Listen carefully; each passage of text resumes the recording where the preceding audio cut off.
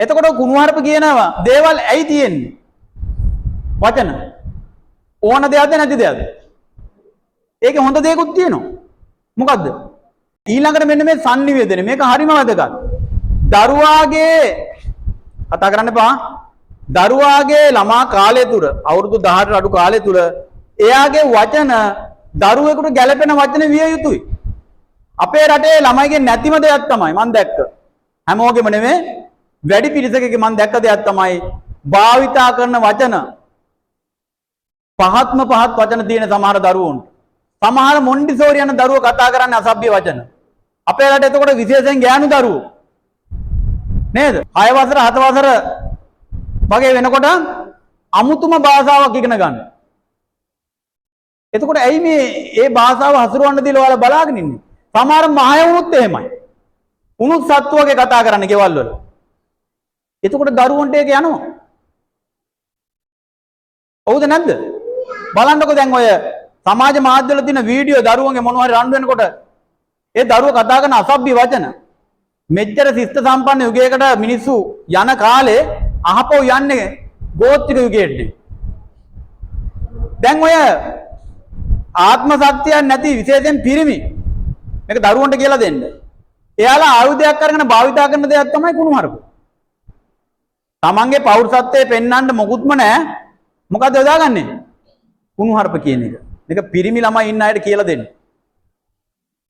එතකොට කුණුහරුප කියනවා දේවල් ඇයි තියෙන්නේ? වචන. ඕන දෙයක්ද නැති දෙයක්ද? ඒකේ හොඳ දෙයක්ත් තියෙනවා. මොකද්ද? මේ කුණුහරුප කියන වචන ආවේ කෙනෙක්ගේ තියෙන ආවේගශීලී භාවය අපරාධයක් දක්වා නොගිහින් පාලනය කරගන්න ආවේගය පිට කරන්න. කෙනෙක් තව කෙනෙකුට කොටන්න යන කෙනා ඌ දැකලා කුණුහරුපෙන් බැනලා ආවේගය පිට කරලා සමහර විට ඒ අපරාධය නොකර එනවා. තරහ පිට කරන්න.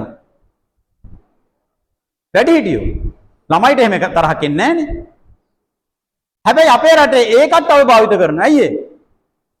කකුල ගලක වැදුනොත් කියන්නේ කුණුහරුපයක්. ළඟ ඉන්න යාළුවට අඬ ගහන්නේ කුණුහරුපෙන්. විහිළු කරන්නේ කුණුහරුපෙන්. ඒකත් අවභාවිතයි කරන්නේ. හැබැයි මේ වචන තියෙන්නේ මොකටද? අපරාධයක් දක්වා නොගිහින් ආවේගය පිටි කරගෙන අහපව් සංසුන් වෙන්න. පැහැදිලිද? හරි. ඒක ළමයිට කියලා දෙන්න ඕනේ නෑ. නමුත් පිරිමි ළමයිට කියලා දෙන්න පෞරුෂත්වයේ හානි වෙන විතරයි පෞරුෂත්වයෙන් වර්ධනය වෙන්නේ නෑ කියලා. sannivedana. ඊළඟට මේ sannivedane තවත් වැදගත් දෙයක් තමයි මේ අර්ථයක් නොමැති වචන. නේද? භාවිතා කරනවා. මම දැකලා තියෙන මේ අම්මලා තාත්තලාත් ඒවා භාවිතා කරනවා. අර්ථයක් නැහැ. දැන් ওই පට්ට කියන වචනේ මම දැකලා තියෙන ළමයි ඕන තරම් කියන මේ චූටි ළමයි. මොකක්ද ඒකේ තේරුම? වැඩිපුර හොඳයි. දැන් එතකොට වැඩිපුර හොඳයි කියන වචනේ શબ્දකෝෂයෙන් අයින් කරාද? ඉතින් ඒක කියන්න පුළුවන්. හරි කැතයි. එහෙම දරුවෙක් ඒ වචනේ භාවිතා කරන. දැන් මම දේශනෙට ඇවිල්ලා ওই වචනේ කිව්වොත් දිගින් දිගටම මගේ පෞරුෂත්වය බිඳුවටම වැටෙනවා. ජනාධිපතිතුමා ජාති අමතලා කරන කතාවේ වචන 3-4 සැරයක් ওই වචනේ කිව්වොත් පෞරුෂත්වයේ බිඳුවටම වැටෙනවා. ඒ හින්දා ළමයාගේ කාලේ ළමයාගේ sannivedana විශේෂයෙන් භාෂාව ළමයෙක් විදිහටම තිබිය යුතුයි. තේරුණාද? ඔව්.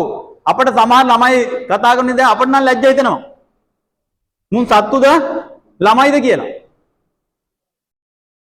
අපි ඔයාලට ඒක හිතෙන්නේ නැතුව ඇති. හරි. ඊගාව එක මොකද්ද? හැසිරීම.